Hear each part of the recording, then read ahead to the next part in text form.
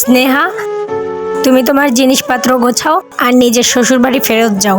কেন বৌদি? ওর যখন ইচ্ছা হবে ওর ভাই ওর মায়ের সাথে ও দেখা করতে আসবে। আমি আসবো না, 1 বছর 6 মাসে একবার আসবো। 6 মাস পর কেন আসবি? আরে আমাদেরও তো তোকে দেখতে ইচ্ছা করে। কোনো মা মেয়ে না দেখা করে 1 বছর কিভাবে কাটিয়ে দিতে পারে?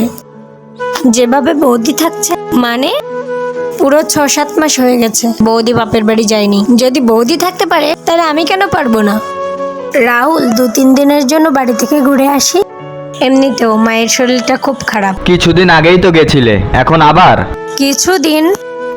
7 মাসকে তুমি কিছুদিন বলছো? আমি আসছি, এখন যেও না।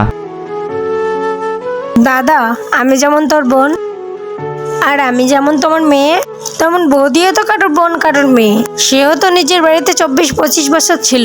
ওরও তো ইচ্ছা করে নিজের বাড়ির লোকের সাথে দেখা করার। এটা কেমন নিয়ম যে মেয়ে চাইলে প্রতি মাসে প্রতি সপ্তাহে আসতে পারবে কিন্তু বৌমা যেতে পারবে না?